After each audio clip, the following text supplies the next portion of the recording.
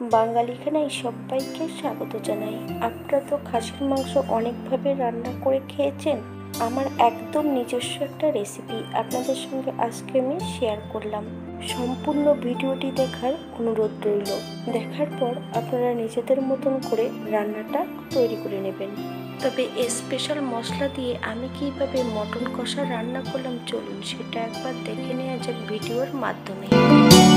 আজকের রেসিপি খাসির মাংস। 1 কিলো খাসির মাংস ঈষদুষ্ণ গরম জল দিয়ে বেশ পরিষ্কার করে ধুয়ে রেখেছি।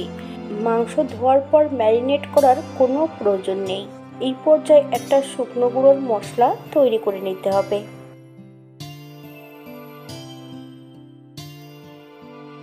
এক টুকরো দারচিনি, একটা কালো এলাচ, একটা জায়ফলের 5 ভাগের 1 ভাগ, একটা জয়িত্রী ফুলের সামান্য একটু, হাফ চামচ শাহি জিরে, হাফ চামচ ধনে, হাফ চামচ গোটা গোলমরিচ, 7-8টা লং, হাফ চামচ সাদা জিরে।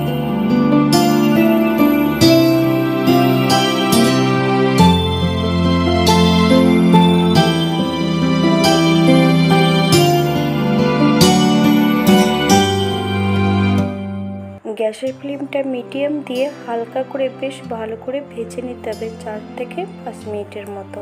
ঠান্ডা হবার পর 90% একটা গুঁড়ো তৈরি করে নিতে হবে। আমি রান্নার জন্য নিয়ে নিয়েছি এখানে সর্ষের তেল। বেশ কিছুটা সর্ষের তেল কড়াইতে অ্যাড করেছি। ফোড়নে রেখেছি এলাচ, দারচিনি, তেজপাতা।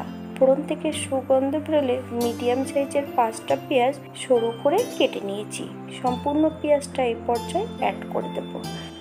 আপনারা আপনাদের পছন্দ মতন পেঁয়াজগুলো কেটে নিতে পারেন।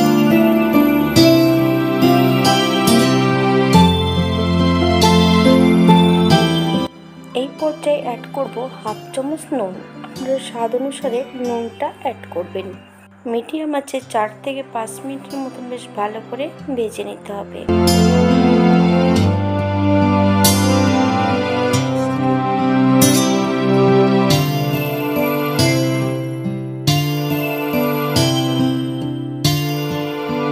এই পর্যায়ে অ্যাড করব 1 চামচ রসুন বাটা। রসুন ও পেঁয়াজ থেকে যতক্ষণ কাঁচা গন্ধ বেরোবে ততক্ষণ বেশ ভালো করে ভেজে নিতে হবে।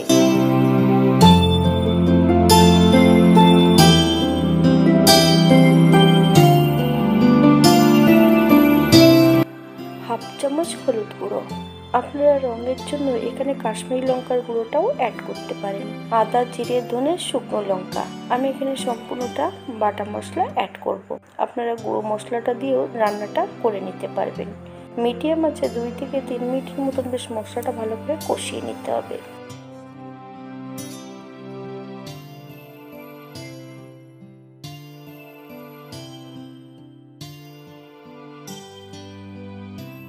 মশলা কষানোর এই পর্যায়ে সম্পূর্ণ মাংসগুলো অ্যাড করতে হবে।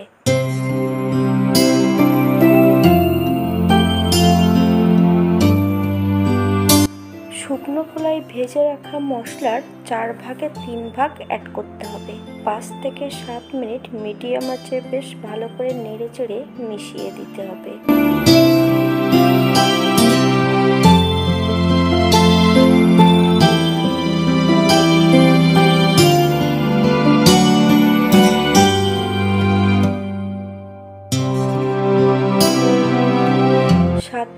পর মাংস এবং মশলা দিয়ে বেশ ভালো করে কষিয়ে নিতে হবে।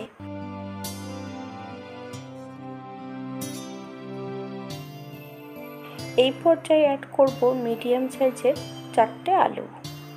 আপনারা যদি পছন্দ করেন তাহলে পরিমাণে বাড়িয়ে দিতে পারেন।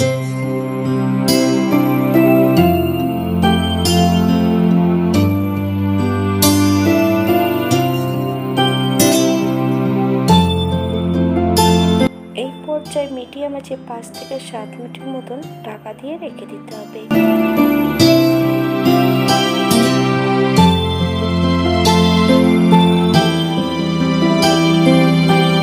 7 মিনিট পর আবারও মাংসটা বেশ ভালো করে কষিয়ে নিতে হবে।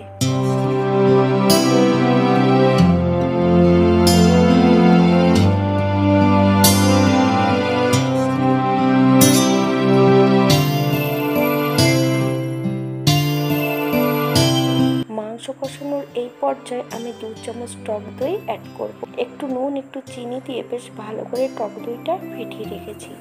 একদম লো ফ্লেমে 5 থেকে 7 মিনিটের মতন ভালো করে মাংস এবং টক দই দিয়ে কষিয়ে নিতে হবে।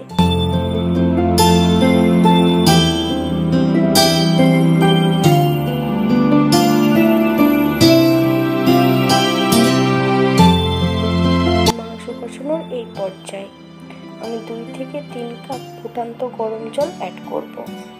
আপনাদের যতটা গ্রেভির প্রয়োজন আপনারা ততটা জল অ্যাড করতে পারেন। আমি মাংসটা রান্না করব কিন্তু কড়াইতে। আপনারা চাইলে এই পর্যায়ে প্রেসার কুকারও অ্যাড করতে পারেন। হাতে নেড়ে চেড়ে মিশিয়ে দিতে হবে। 20 থেকে 25 মিনিট মিডিয়াম আঁচে ঢাকা দিয়ে রেখে দিতে হবে যাতে মাংস ও আলুগুলো সেদ্ধ হয়ে যায়। এই পর্যায়ে মাংসগুলো সেদ্ধ হয়েছে কিনা একবার চেক করে নিতে হবে। অবশ্যই একবার নুনটা চেক করে নেবেন।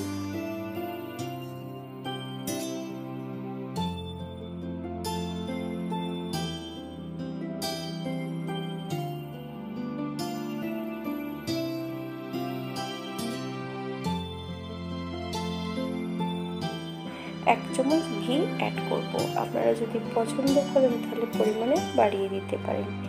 গ্যাসের ফ্লেমটা অফ করে দিয়ে 5 মিনিটের জন্য স্ট্যান্ডিং টাইম দিতে হবে, তারপর সার্ভ করব।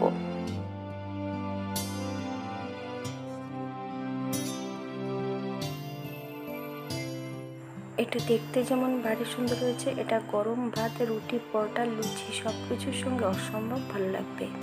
আপনারা বাড়িতে একবার একই পদ্ধতিতে বানিয়ে নেবেন।